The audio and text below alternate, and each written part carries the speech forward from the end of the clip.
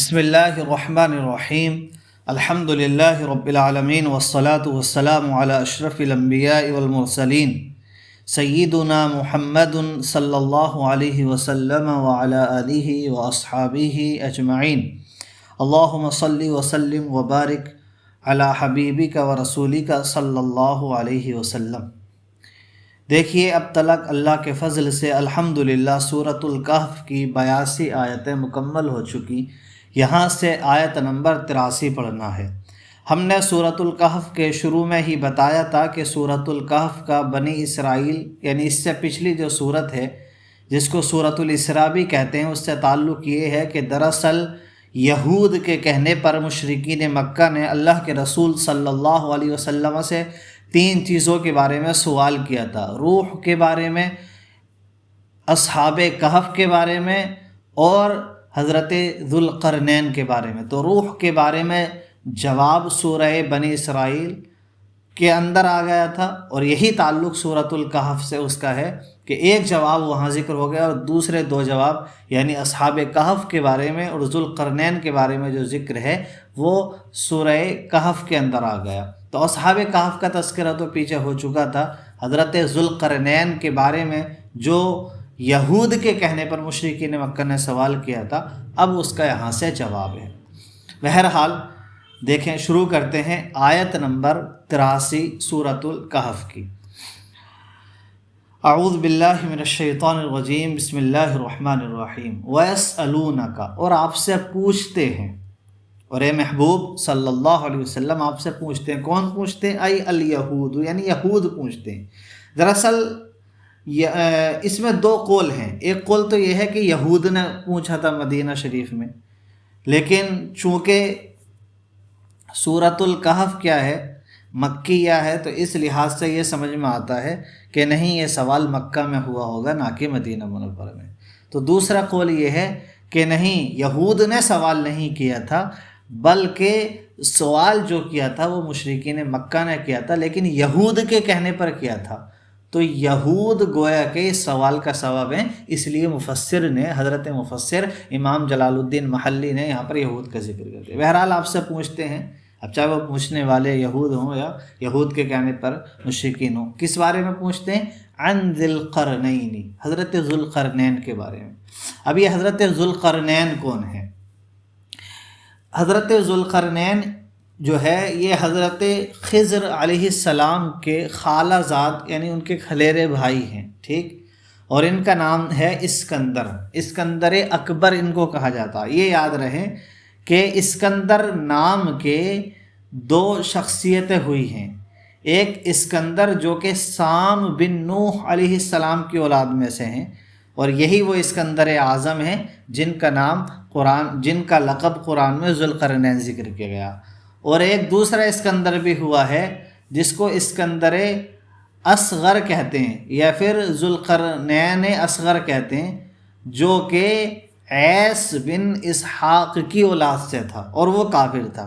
تو یہ یاد رکھنا چاہیے کہ جن ذوالقرنین کا یا جن اسکندر اکبر کا یہاں ذکر ہے، یہ مومن تھے، اور ان کی نبوت کا بھی قول بعض علماء نے کیا ہے، یعنی نبوت اور ولایت میں اختلاف ہے، لیکن راجح قول یہی ہے کہ یہ نبی نہیں تھے، بلکہ اللہ کے اولیاء کرام میں سے، ولیوں میں سے ایک ولی تھے۔ بہرحال تو ان کا نام اسکندر ہے، اور انہوں نے اپنے نام سے ایک شہر بنایا تھا جس کو اسکندریہ کہا جاتا ہے، جو مصر کا ایک بہت تاریخی، مشہور اور ایک بہت بڑا شہر ہے اسکندریہ۔ بہرحال تو اللہ نے ارشاد فرمایا وَيَسْأَلُونَكَ عَنْ ذِي الْقَرْنَيْنِ، کہ محبوب یہ لوگ آپ سے ذوالقرنین کے بارے میں پوچھتے ہیں۔ اسمہ الاسکندر، جن کا نام اسکندر ہے، وَلَمْ يَكُنْ نَبِيًّا، اور یہ نبی نہیں تھے بلکہ ولی تھے، یہی راجح قول ہے۔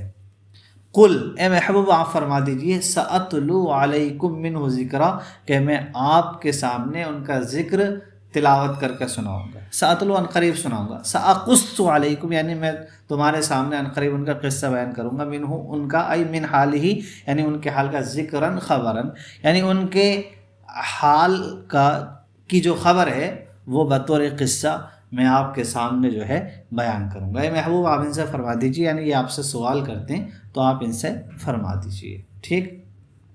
اچھا، اب ایک چیز اور یہاں بتا دیں کہ حضرت ذوالقرنین کو ذوالقرنین کیوں کہا گیا؟ تو اس میں مفسرین نے چند وجہ بتائی ہیں۔ ایک وجہ یہ بتائی ہے کہ ان کے سر کے دونوں طرف جو ہے کہتے ہیں گوشت ابھرا ہوا تھا، اور قرن کا معنی سینگ ہوتا، تو گویا کہ وہ جو گوشت ابھرا ہوا تھا وہ سینگوں کی طرح ہوا، تو اس وجہ سے ذوالقرنین کہتے ہیں۔ ایک قول یہ ہے، ایک قول یہ ہے کہ انہیں علم ظاہری اور علم باطنی عطا کیا گیا تھا، اس وجہ سے ان کو ذوالقرنین کہتے ہیں۔ اور ایک قول یہ ہے کہ یہ فارس اور روم دونوں کے بادشاہ تھے، اس وجہ سے ان کو ذوالقرنین کہتے ہیں۔ اور ایک قول یہ ہے کہ انہوں نے مشرق و مغرب کا سفر کیا، یعنی یہ مشرق کی حد اور مغرب کی حد تک پہنچ گئے تھے، اس وجہ سے انہیں ذوالقرنین کہتے ہیں۔ بہرحال اچھا، تو اللہ کے رسول سے پوچھا تو اللہ کے رسول سے اللہ نے ارشاد فرمایا کہ محبوب فرما دو کہ میں جلد ہی تمہیں حضرت ذوالقرنین کے حال کے بارے میں تلاوت کر کے ان کی خبر سناؤں گا، ان کا ذکر سناؤں گا۔ اور فرمایا اللہ نے انا مکننا لہو فی الارض، بے شک ہم نے انہیں زمین میں حکومت دی۔ مکننا لہو فی الارض یعنی ہم نے زمین میں ان کی پکڑ بنا دی، زمین پر ہم نے انہیں سلطنت دی، یا زمین میں ہم نے انہیں پکڑ عطا فرما دی۔ کیسے؟ بتسہیل السیر فیہا، زمین میں چلنے کو آسان بنا کر، زمین میں چلنا ان کے لیے آسان تھا، اور جہاں چاہتے تھے وہاں چلے جاتے تھے۔ اور اس کا آگے ذکر آئے گا کہ انہوں نے ابھی کتنے کتنے لمبے سفر کیے۔ وَآتَيْنَاهُ مِن كُلِّ شَيْءٍ، اور ہم نے انہیں ہر چیز سے، یحتاج الیہ، جس چیز کی بھی انہیں ضرورت ہوتی ہے، عطا فرمایا، سبباً، ایک سبب، یعنی ہم نے انہیں ہر چیز کا سبب عطا فرمایا، ہر چیز کا سامان عطا فرمایا۔ سبب سے مراد سامان، طریقاً یعنی ہر چیز کے لیے ہم نے انہیں ایک راستہ عطا فرمایا، یوصلہ الی مرادہ، جو راستہ انہیں ان کی مراد تک پہنچا دے۔ یعنی اللہ نے فرمایا کہ ہم نے انہیں زمین میں جو ہے پکڑ دی، اور ہم نے انہیں ہر چیز کا سبب، ہر چیز کا سامان، ہر چیز کا طریقہ بتایا، کہ انہیں اب سبب میں جو ہے کہتے ہیں آلات، یعنی چلنے کے لیے جو آلات ہوتے ہیں، اور فوج کی کثرت، یا جس چیز کے لیے جو بھی ضرورت ہوتی ہے۔ اب کسی چیز کا سبب علم بھی ہو سکتا ہے، جنگی سامان بھی ہو سکتے ہیں، دیگر چیزیں، تو جو بھی چیزیں سبب بن سکتی ہیں کسی چیز تک پہنچنے کے لیے، وہ سب ہم نے انہیں عطا فرمائے۔ فاتبع سببا، تو انہوں نے ایک راستہ پکڑا، ایک راستے کی اتباع کی۔ سبب سے مراد یہاں راستہ، یعنی سلک طریقاً، یعنی ایک راستہ چلے، نحو الغربی، مغرب کی طرف۔ دراصل انہوں نے کتاب میں پڑھا تھا کہ حضرت نوح علیہ السلام کی اولادوں میں سے ایک شخص ایسا ہوگا جو آب حیات پی لے گا۔ آب حیات یعنی جو ایسا پانی کہ جسے پی کر انسان ہمیشہ زندہ رہے گا، یعنی قیامت تک، اور قیامت کے وقت اس کو موت آئے۔ تو آب حیات ایک شخص ایسا ہوگا، وہ پی لے گا حضرت نوح علیہ السلام کی اولادوں میں سے۔ تو یہ بھی حضرت نوح علیہ السلام کی اولاد میں سے تھے، اور ان کے خالہ زاد بھائی حضرت خضر علیہ السلام، وہ بھی جو ہے حضرت نوح علیہ السلام کی اولاد میں سے تھے۔ تو یہ دونوں اس پانی کی تلاش میں نکلے۔ حضرت نوح، حضرت خضر تو اس پانی تک پہنچ گئے، انہوں نے پی بھی لیا، اس لیے وہ آج تک حیات ہیں اور قیامت تک حیات رہیں گے۔ لیکن یہ اس تک نہیں پہنچ پائے، لیکن انہوں نے سفر شروع کیا، اور یہ سفر کرتے کرتے مغرب تک پہنچ گئے تھے اس کی تلاش میں، پھر مشرق، پھر جگہ جگہ۔ تو اسی کا فرمایا فَأَتْبَعَ سَبَبًا، تو انہوں نے ایک راستے کی اتباع کی، سَلَكَ طَرِيقًا نَحْوَ الْغَرْبِ، یعنی مغرب کی طرف انہوں نے ایک راستہ چلا، حَتَّى إِذَا بَلَغَ مَغْرِبَ الشَّمْسِ، یہاں تک کہ یہ سورج کے ڈوبنے کی جگہ پہنچ گئے۔ مغرب شمس سے مراد موضع غروبها، یعنی جہاں سورج ڈوبتا ہے وہاں پہنچ گئے، بالکل آخر میں۔ وَجَدَهَا تَغْرُبُ فِي عَيْنٍ حَمِئَةٍ، تو انہوں نے سورج کو پایا، تغربو کہ وہ ڈوب رہا تھا، یعنی انہوں نے سورج کو ڈوبتے ہوئے پایا، فی عین، عین معنی ہوتا ہے چشمے، ایک چشمے میں، حمیئتن جو ہے کہتے ہیں، حمیہ کا مطلب ہوتا ہے کالی کیچڑ، تو کالی کیچڑ والے چشمے میں ڈوبتا ہوا پایا۔ ذات حمأتن، یعنی جو ہے کہتے ہیں ایسے چشمے میں جو حمآ والا تھا۔ حمآ کس کو کہتے ہیں؟ وہی الطین الاسود، وہ کالی مٹی کو کہتے ہیں، یعنی کالی کیچڑ والے ایک چشمے کے اندر انہوں نے سورج کو ڈوبتا ہوا پایا۔ وغروبها فی العین فی رأی العین، یہ دیکھیں بہت بڑے اعتراض کا جواب ہے۔ کیا؟ مفسر نے فرمایا کہ سورج کا ڈوبنا فی العین، اس چشمے کے اندر جو تھا، یعنی اس چشمے کے اندر انہوں نے سورج کو ڈوبتے ہوئے پایا، فی رأی العین، تو وہ ان کی آنکھوں کے دیکھنے کے اعتبار سے تھا۔ پہلا والے عین سے مراد ہے چشمہ، دوسرے والے عین سے مراد ہے آنکھ، تو ان کی آنکھوں کی رائے کے اعتبار سے تھا۔ وَإِلَّا ورنہ تو فَهِيَ أَعْظَمُ مِنَ الدُّنْيَا، دنیا سے مراد ہے زمین ہے، ورنہ تو سورج زمین سے بڑا ہے۔ یہ جواب ہے۔ دراصل اعتراض جب یہ آیت ہوئی قرآن میں تو بہت سارے مستشرقین اعتراض کرتے ہیں کہ بھئی جو ہے کیسے سورج کو جو ہے انہوں نے قرآن میں کہا کہ جو ہے سورج کو انہوں نے ایک کالی کیچڑ کے چشمے میں ڈوبتا ہوا پایا، حالانکہ سورج جو ہے وہ تو چوتھے آسمان میں اور زمین سے 160 گنا بڑا ہے سورج، تو پھر جو ہے کہتے ہیں اتنا بڑا سورج زمین کے کسی ایک چشمے میں کیسے ڈوب سکتا؟ تو اسی کا جواب دیا کہ انہوں نے یہ جو وجدان ہے، یہ وجدان باعتبار ما رآ ہے، یعنی جو انہوں نے دیکھا اس اعتبار سے، یعنی انہیں لگا۔ یہاں وجدان کا معنی یہ نہیں ہے کہ انہوں نے جو ہے حقیقت ایسے تھی، بلکہ انہیں لگا، ایسا دیکھ کر ایسا لگا کہ اس میں ڈوب رہا ہے۔ جیسا کہ مثال کے طور پر کوئی سمندر میں سفر کر رہا ہو تو سورج جب طلوع ہوتا ہے یا ڈوبتا ہے تو اسے ایسا لگتا ہے کہ پانی میں سورج ڈوب رہا ہے۔ کوئی بھی سمندر کا سفر کرے، ہم نے خود اپنی آنکھوں سے دیکھا سمندر کے جو ہے قریب کھڑے ہوتے ہوئے سورج ڈوبتے ہوئے۔ اسکندر یا اسی جس شہر کا بھی اوپر ذکر آیا، اس شہر میں ہم تھے ایک مرتبہ، سورج کے غروب کے وقت سمندر کے قریب کھڑے تھے تو سورج ڈوبتے ہوئے دیکھا تو ایسا لگ رہا تھا کہ پانی میں ڈوب رہا۔ تو وہ آنکھوں کو ایسا لگتا ہے، منظر کے اعتبار سے ہوتا، حقیقت میں ایسا نہیں ہے۔ تو یہ اس کا جواب ہے جو اعتراض ہوتا ہے۔ اور یہاں سے وجدان سے مراد وجدان بے اعتبار ما رآ ہے، نہ کہ وجدان حقیقی کہ حقیقت میں پایا، بلکہ وجدان بے اعتبار ما رآ ہے۔ اور پھر یہ جو اعتراض ہے اس کے تفصیلی جواب علماء نے لکھے ہیں تفاسیر میں، ہم نے بس یہاں پر خلاصے کے طور پر آپ کو یہ بتا دیا کہ انہوں نے یہاں یہ جو ذکر ہے کہ انہوں نے سورج کو جو ہے کالی کیچڑ کے چشمے میں ڈوبتا ہوا پایا، اس سے مراد ہے انہیں ایسا لگا کہ بھئی اس میں ڈوب رہا، جیسے کہ سمندر کے قریب کھڑے ہو کر انسان کو لگتا ہے کہ پانی میں سورج ڈوب رہا ہے۔ اور اس پر تفصیلی کتابیں لکھی گئی ہیں۔ ابھی پچھلے سال ہی ہمارے رفیق درس، ہمارے دوست مولانا قاسم القادری اظہری نے ایک کتاب لکھی، کیا قرآن کے مطابق سورج پانی میں ڈوبتا ہے؟ بہت شاندار کتاب ہے، آپ چاہیں تو نیٹ پہ سرچ کر کے اس نام سے، کیا قرآن کے مطابق سورج پانی میں ڈوبتا ہے، اس نام سے سرچ کر کے آپ نیٹ پر اس کتاب کو تلاش کر سکتے ہیں اور پڑھ سکتے ہیں۔ بہرحال اچھا، تو اس میں اس مسئلے کو تفصیل سے انہوں نے حل کیا ہے، مفسرین، سائنس، ساری چیزوں کی روشنی میں۔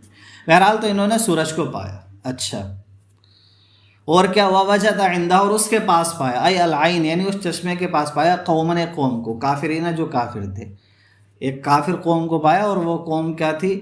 جو ہے کہتے ہیں وہ اس شہر میں رہتی تھی سمندر کے کنارے، اور جو ہے کہتے ہیں سمندر سے مچھلیاں وغیرہ کھاتے تھے یا مرے ہوئے جانور کھاتے تھے، اور جانوروں کی جو کھالیں ہوتی تھی ان سے اپنا لباس بنا کر پہنتے تھے، یہ سب ان کا طریقہ تھا۔ تو وہاں پر انہیں وہ کافر قوم ملی، تو اللہ نے فرمایا قلنا، تو ہم نے فرمایا یا ذی القرنین، اے ذو القرنین، بالہام، الہام کے ذریعے، یعنی اللہ تعالیٰ نے انہیں جو فرمایا تو الہام کے ذریعے فرمایا، ٹھیک ہے، کیونکہ یہ نبی تو تھے نہیں جو ان پر کوئی فرشتہ لے کر وحی نازل ہوتا، تو اللہ نے بطور الہام ان سے فرمایا۔ یا پھر بعض مفسرین نے یہ بتایا کہ ایک نبی ان کے ساتھ تھے تو اللہ نے ان نبی سے فرمایا اور ان نبی نے ان کو بتایا۔ بہرحال تو اللہ نے الہام کے ذریعے ان سے فرمایا اما ان تعذب، یا تو آپ انہیں سزا دیں، القوم یعنی اس قوم کو، کافر قوم کو، بالقتل، قتل کر کے، و اما ان تتخذ فیہم حسنا، یا پھر آپ ان میں جو ہے کہتے ہیں ان کے معاملے میں آسانی برتیں، حسنا یعنی بھلائی برتیں ان کے معاملے میں، بالاسر، ان کو قیدی بنا کر۔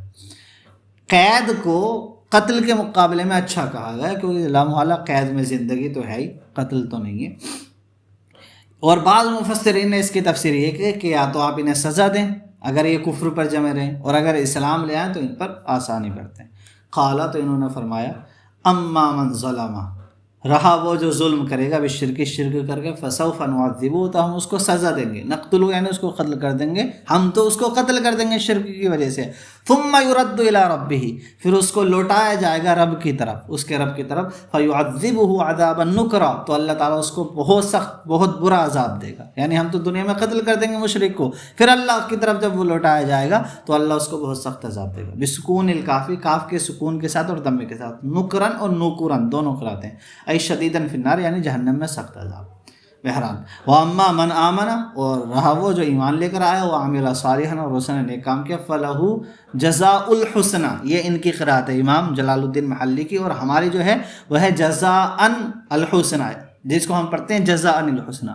تو جس نے نیک کام، جو ایمان لائے نیک کام کیے، تو اس کے لیے اچھا بدلہ ہے. ای الجنت، یعنی جنت ہے. والاضافۃ للبیان، اور اضافت جو ہے نا جزاء الحسنى ان کی قرأت کے مطابق وہ بیان کے لیے ہے، یعنی جو ہے یہ بیان کرنے کے لیے کہ یہ جو بدلہ ہوگا یہ اچھا ہوگا.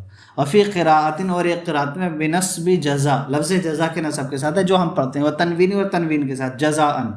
قال الفراء، اور جو منصوب ہے اس کی وجہ بتائی امام فراء نے، انہوں نے کہا ونصبه علی التفسیر، کہ اس کا منصوب ہونا تفسیر کی بنیاد پر ہے. ای لجہت النسبہ، یعنی نسبت کی جہت بتانے کی تفسیر کی گئی، تو اس بنیاد پر یہ منصوب ہے. اور بعض علماء نے فرمایا کہ نہیں، یہ حال ہونے کی بنیاد پر کیا ہے، منصوب ہے.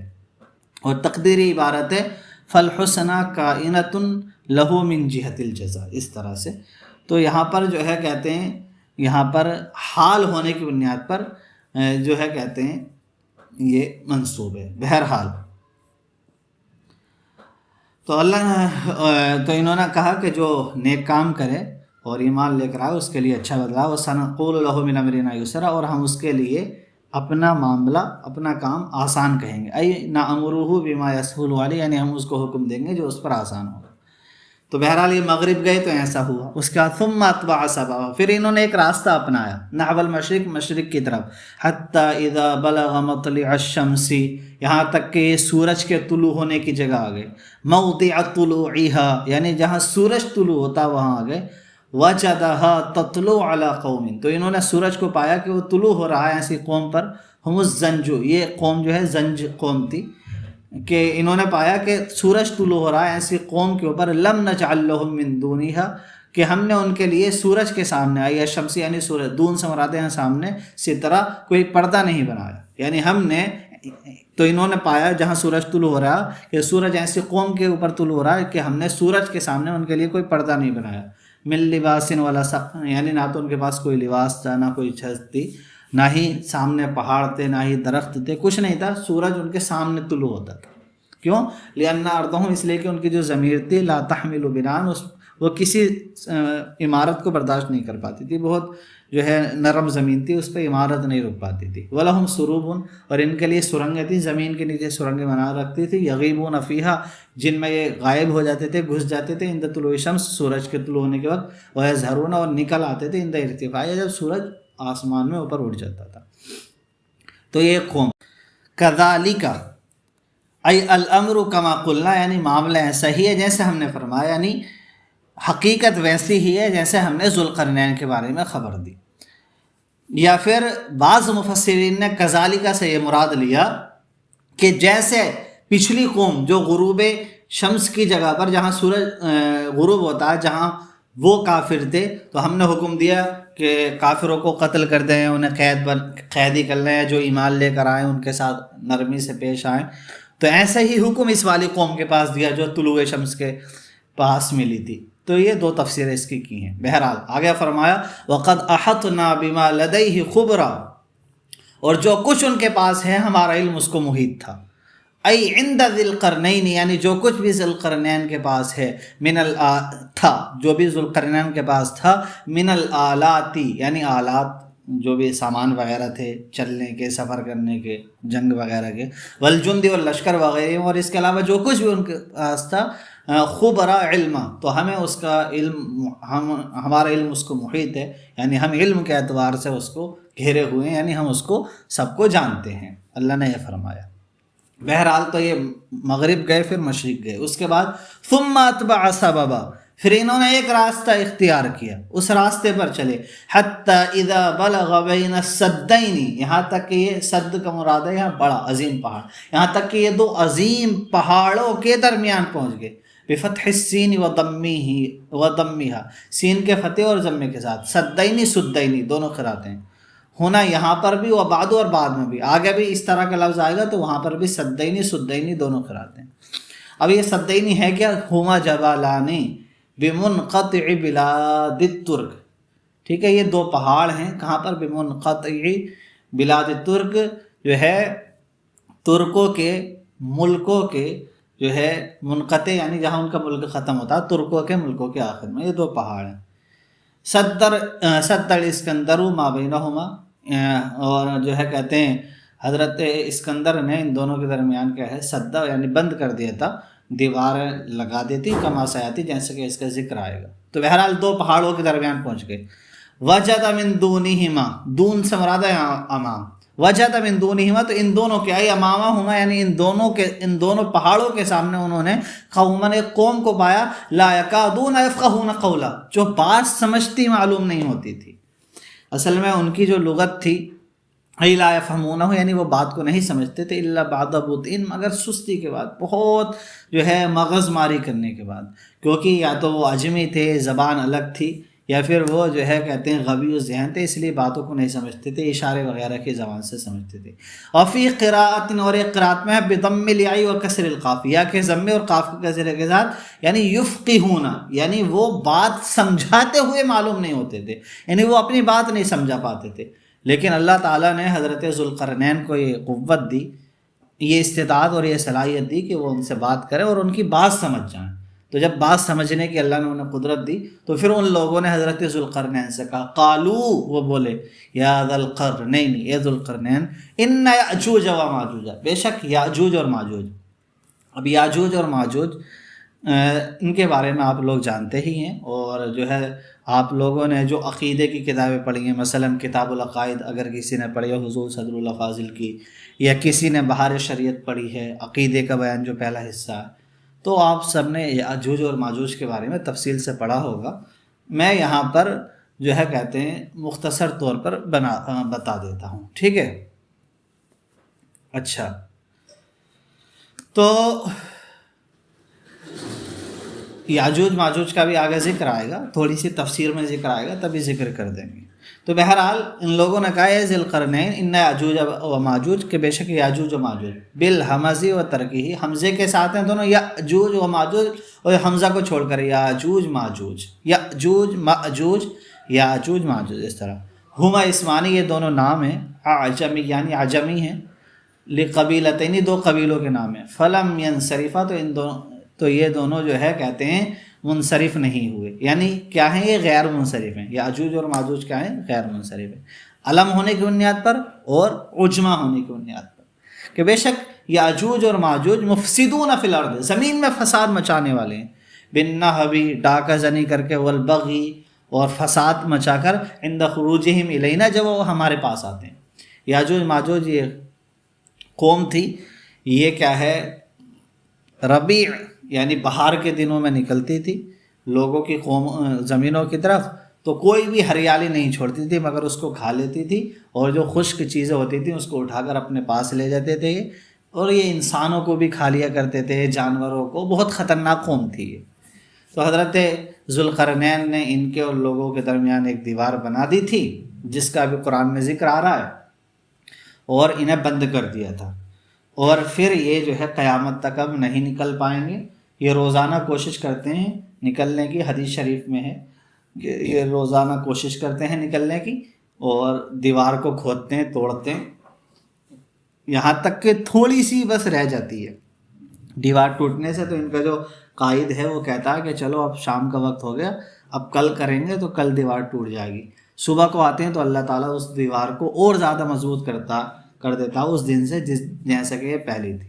پھر صبح کو شروع کرتے ہیں، روز ایسے ہوتا رہتا ہے۔ جب قیامت کا وقت قریب آئے گا تو ان کا ظہور ہوگا یاجوج اور ماجوج کا، تو اس وقت جب دیوار ٹوٹنے کے قریب ہوگی تو شام کو ان کا سردار کہے گا کہ ایسا ہے، اب چھوڑو، کل کریں گے انشاءاللہ، اور کل یہ دیوار ٹوٹ جائے گی۔ تو وہ انشاءاللہ کہہ دے گا، تو وہ دیوار ویسی کی ویسی باقی رہے گی۔ اگلے دن یہ توڑ کر نکل آئیں گے اور زمین میں فساد مچائیں گے۔ اور ان کا ظہور کب ہوگا؟ دجال کے قتل کے بعد، جب حضرت عیسیٰ علیہ السلام دجال کو قتل کر دیں گے، اس وقت یہ آئیں گے، اور زمین میں فساد مچائیں گے۔ حضرت عیسیٰ کو حکم ہوگا کہ مسلمانوں کو لے کر کوہ طور پہ چلے جائیں، تو حضرت عیسیٰ مسلمانوں کو لے کے کوہ طور پہ چلے جائیں گے اور وہاں پناہ لے لیں گے، اور یہ زمین میں فساد مچاتے پھریں گے، لوگوں کو قتل کریں گے، چیزیں کھا جائیں گے۔ بہرحال پھر حضرت عیسیٰ دعا کریں گے تو حضرت عیسیٰ کی دعا سے ان کی گردنوں میں کیڑے پڑیں گے، جس کی وجہ سے یہ سب کیا ہے مر جائیں گے، اور پھر زمین میں ان کی بو پھیلے گی، تو دوبارہ حضرت عیسیٰ دعا کریں گے تو اللہ پرندے بھیجے گا اور وہ ان کی لاشوں کو سمندر وغیرہ میں کہیں لے جائیں گے اور پھینک دیں گے۔ تو یہ یاجوج ماجوج قیامت کی نشانیوں میں سے ایک نشانی ہے، قرب قیامت یہ ظاہر ہوں گے، یہ قیامت کی نشانیوں میں سے ایک نشانی ہے، قرآن اور حدیث سے یہ ثابت ہے، لہٰذا ان پر عقیدہ رکھنا یہ ضروری ہے، اور یہ جو ہے کہتے ہیں ان پر عقیدہ رکھنا یہ قرآن اور حدیث پر عقیدہ رکھنا ہے۔ بہرحال اچھا، تو کہا کہ ان یاجوج و ماجوج مفسدون فی الارض، کہ یاجوج و ماجوج زمین میں فساد مچاتے ہیں، ٹھیک ہے۔ فہل نجعل لک خرجا، تو انہوں نے حضرت ذوالقرنین سے کہا تھا تو کیا ہم تمہارے لیے خرجن یعنی کچھ قیمت متعین کریں، جعلن من المال یعنی مال کا کوئی حصہ متعین کریں، وفی قراتن اور ایک قرات میں خراجہ ہے، یعنی ہم آپ کے لیے مال اکٹھا کریں، علی ان تجعل بیننا و بینہم سدا، اس شرط پر کہ آپ ہمارے اور ان کے درمیان سدن دیوار بنا دیں، حاجزن یعنی حاجز سے مراد وہی دیوار، فلا یصلون الینا کہ وہ ہم تک نہیں پہنچ پائیں۔ قال، تو حضرت ذوالقرنین نے فرمایا ما مکنی، ما سے ما اسم موصول ہے یہاں پر، ما مکنی جو اللہ نے مجھے جو ہے استطاعت عطا فرمائی ہے، وفی قرات نے قرات میں بھی نون نہیں، دو نونوں کے ساتھ ہے مکننی، ٹھیک ہے، من غیر ادغام وغیر ادغام کے، ما مکنی فیہ کہ اللہ نے جو مجھے زمین میں قوت عطا فرمائی ہے، ربی میرے رب نے، مکانہ کا فاعل ربی ہے، من المال یعنی مال وغیرہ اور اس کے علاوہ جو کچھ بھی اللہ نے مجھے عطا فرمایا، خیرن وہ بہتر ہے، من خرجکم جو تم مجھے مال دو گے، الذی تجعلون لی جو مال تم میرے لیے متعین کرو گے، تو اللہ کا عطا کردہ مال اور اللہ کی عطا کردہ قوت تمہارے مال سے کہیں زیادہ میرے لیے بہتر ہے، فلا حاجت بی الیہ تو تمہارے مال کی مجھے کوئی ضرورت نہیں ہے، واجعل لکم السد تبرعا اور میں تمہارے لیے دیوار یہ صدقے کے طور پر بنا دوں گا، واعینونی بقوت تو تم قوت کے ساتھ میری مدد کرنا، بس لما طلبوہ منکم جو میں تم سے طلب کروں، اجعل بینکم و بینہم ردما تو میں تمہارے اور ان کے درمیان ایک مضبوط رکاوٹ بنا دوں گا، حاجزا حصینا مضبوط رکاوٹ، ٹھیک ہے۔ آتونی زبر الحدید، زبر کا مطلب ہوتا ہے ٹکڑے، میرے پاس لوہے کے ٹکڑے لاؤ، قطعہ یعنی لوہے کے ٹکڑے، علی قدر الحجارۃ التی یبنى بها اتنے بڑے پتھر کے برابر جتنے بڑے پتھر سے عمارت بنائی جاتی ہے، تو اتنے بڑے لوہے کے ٹکڑے لاؤ، فبنا بها تو انہی لوہے ٹکڑوں کے ذریعے انہوں نے وہ دیوار بنائی، وجعل بینہا اور ان لوہوں کے ٹکڑوں کے درمیان الحطب والفحم جو ہے لکڑیاں اور کوئلے ڈالے، فحمہ نے کوئلے، حتی یہاں تک کہ اذا ساوا بین الصدفین، ٹھیک ہے، یا صدفین یا پھر جو ہے کہتے ہیں صدفینی، تین لغتیں ہیں، صدفین، صدفین، صدفین، اور صدف صدف یا صدف کہتے ہیں پہاڑ کے کناروں کو، حتی اذا سوا یہاں تک کہ انہوں نے برابر کر دی، یعنی وہ دیوار برابر کر دی، بین الصدفین پہاڑ کے دونوں کناروں کے درمیان، بضم الحرفین دونوں حرفوں کے ضمے کے ساتھ، یعنی صدفین، اور فتحہما دونوں کو فتح کے ساتھ صدفین، اور ضم الاول و سکون ثانی پہلے کے ضمے دوسرے کے سکون یعنی صدفین کے ساتھ، ای جانبی الجبلین یعنی دونوں پہاڑوں کے دونوں کناروں پر، بالبنائی عمارت سے، ووضع المنافخ والنار حول ذلك، منافخ یعنی جس میں پھونک ماری جاتی ہے، والنار اور آگ حول ذلك اس کے ارد گرد آگ اور جو ہے پھونکنے وغیرہ کی چیزیں رکھ کر یہ بنا دی جو ہے دیوار۔ قال تو اس کے بعد فرمایا انفخو کہ جو ہے پھونکو یعنی آگ پھونکو، فنفخو تو ان لوگوں نے آگ پھونکی، حتی اذا جعلہ یہاں تک کہ انہوں نے اس کو، ہو ضمیر کا مرجع الحدید یعنی یہاں تک کہ انہوں نے لوہے کو بنا دیا نارن آگ، ای کنار آگ کی طرح، لوہے کو بہت زیادہ پگھلا دیا جاتا آگ میں تو آگ کی طرح نہیں ہو جاتا، تو ایسے ہی بنا دیا انہوں نے۔ اس کے بعد قال اس کے بعد فرمایا آتونی افرغ علیہ قطرہ، آتونی میرے پاس لاؤ، افرغ علیہ قطرہ تاکہ میں اس میں پگھلایا ہوا تانبا اڈیل دوں، یعنی وہ جو لوہے سے اور کوئلوں سے اور جو ہے انہوں نے لکڑیوں سے دیوار تیار کی تھی، بیچ میں خالی رکھ دی تھی، تو کہا میرے پاس پگھلا ہوا تانبا لاؤ کہ میں اس میں اونڈیل دوں۔ اب یہاں پر یہ جو ہے نا دیکھیں، ہم نے جو تنازع فعلان پڑھا ہے نحو کے اندر، یہاں پر اس کی مثال قرآن میں دیکھیں، آتونی، آتو فعل امر ہے، ٹھیک، اور جو ہے متعدی دو مفعول ہے، تو نی تو مفعول اول ہے، تو یہ ایک مفعول کو ورچا رہا. اور افریغ یہ بھی جو ہے کہتے ہیں فعل ہے، فعل مضارع امر کے جواب میں، اس لیے مجزوم ہے لیکن ہے فعل مضارع، یہ بھی ایک مفعول کو چاہ رہا، ٹھیک ہے. اور قطرن یہ صرف ایک اسم ہے، تو یہ ایک اسم ہے اور دونوں فعل چاہتے ہیں کہ ہم ان پر عمل دلائیں. تو پہلے کا جو پہلے سے اس کو حذف کر دیا، یعنی پہلے کے مفعول کو، اس لیے کہ مفعول کو حذف کرنا جائز ہے، اور دوسرے فعل کا عمل یہاں پر دلا دیا. تو یہ تنازع فعلان کی مثال. قالا فرمایا آتونی میرے پاس لے کے آؤ، یعنی اصل عبارت ہے آتونی قطرن کہ میرے پاس پگھلا ہوا تاوا لے کر آؤ، افریغ علیہ تاکہ میں اس پر یعنی جو دیوار بنائی ہے قطرن پگھلا ہوا تاوا ڈال دوں، اونڈیل دو. ہوا النحاس المذاب، قطر کہتے ہیں تانبے پگھلے ہوئے تانبے کو. تنازع فیہ الفعلان، لفظ قطر میں دو فعلوں نے تنازع کیا، وہ حذف من الاول، اور پہلے والے سے یعنی قطر کو حذف کر دیا گیا، لیے عمل ثانی دوسرے میں عمل دینے کی وجہ سے. تو بہرحال اس کے بعد کیا ہوا، فافرغ النحاس المذاب، تو انہوں نے حضرت ذوالقرنین نے پگھلایا ہوا تاوا اونڈیل دیا علی الحدید المحمى، گرم کیے ہوئے لوہے پر. فدخل بین زبرہ، تو وہ اس کے جو ٹکڑے تھے لوہے کے اس کے درمیان وہ تانبا داخل ہو گیا. فصار شیئا واحدا، تو اب یہ لوہا اور تانبا ایک ہی چیز بن گئی، بہت ٹھوس جو ہے دیوار بن گئی اتنی خطرناک طریقے سے.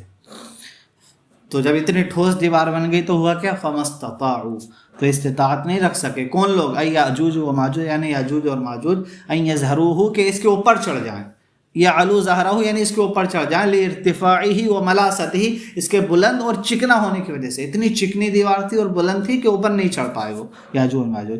وما استطاعوا له نقبا، اور اس میں سوراخ بھی نہیں کر پائے، خرقن یعنی اس کو پھاڑ نہیں پائے، لصلابتی، اس کے سخت و سمکی اور موٹے ہونے کی وجہ سے. ٹھیک ہے، تو حضرت ذوالقرنین بنا کر تیار ہو گئے. اس کے بعد کیا ہے، قال ذوالقرنین، تو حضرت ذوالقرنین نے فرمایا، ھذا ای السد، یعنی یہ جو دیوار ہے، ای الاقدار علیہ، یعنی اس دیوار پر جو قادر ہو پائے ہم، یہ جو دیوار بنا پائے، رحمت من ربی، یہ میرے رب کی رحمت ہے، نعمت یعنی یہ اللہ کی نعمت ہے، لأنہ مانع من خروجہم، اس لیے کہ یہ دیوار مانع ہے یاجوج ماجوج کے نکلنے سے. یاجوج ماجوج نہیں نکل پائیں گے تو اب فساد نہیں ہوگا، تو محفوظ رہو گے، تمہاری کھیتیاں تمہاری جانیں محفوظ رہیں گے، تو یہ رب کی نعمت ہے. تو یہ اب نکل نہیں پائیں گے. فَإِذَا جَاءَ وَعْدُ رَبِّي، اور پھر جب میرے رب کا وعدہ آئے گا، بِخُرُوجِهِمْ، یعنی ان کے نکلنے کے سلسلے میں اللہ نے جو وعدہ کیا ہے، القریب من البعث، کے بعث کے قریب، یعنی یہ قیامت کے قریب جب نکلیں گے، تو جب وہ وعدہ آئے گا رب کا، جَعَلَهُ دَكَّا، ہو ضمیر کا مرجع یہی دیوار، دکا مانے ٹکڑے ٹکڑے، تو اللہ اس دیوار کو ٹکڑے ٹکڑے کر دے گا. مدکوکن مبسوطا، یعنی بالکل ٹکڑے ٹکڑے، مبسوطن بالکل جو بچھی ہوئی. وکان وعد ربی، اور بے شک میرے رب کا وعدہ، بخروجہم، چاہے وہ وعدہ یاجوج ماجوج کے نکلنے کے متعلق ہو وغیرہ، اور اس کے علاوہ کوئی بھی وعدہ ہو، حقاً و حق قائلاً، یعنی ہو کر رہے گا. ٹھیک ہے. قال تعالیٰ، اللہ نے فرمایا، وَتَرَكْنَا بَعْضَهُمْ يَوْمَئِذٍ، یومئذ سے مراد ہے یوم خروجہم، اور ہم ان کے نکلنے کے دن بعض کو چھوڑ دیں گے، یموج فی بعض، بعض میں موجے مارتا ہوا، یختلط بہ، یعنی بعض سے ملے ہوئے ہوں گے، بالکل ایک دوسرے پہ چڑھے ہوئے ہوں گے، اتنی کثرت میں ان کی جماعتیں نکلیں گی، لکثرت، ان کی کثرت کی وجہ سے، بلکہ اتنی کثرت میں نکلیں گے کہ یہ ایک دریا کے پاس سے گزریں گے جس کی جو ہے لمبائی شاید 10,000 میل پڑی ہے، میں نے یہ 10 میل پڑی ہے، مجھے ذہن میں نہیں ہے.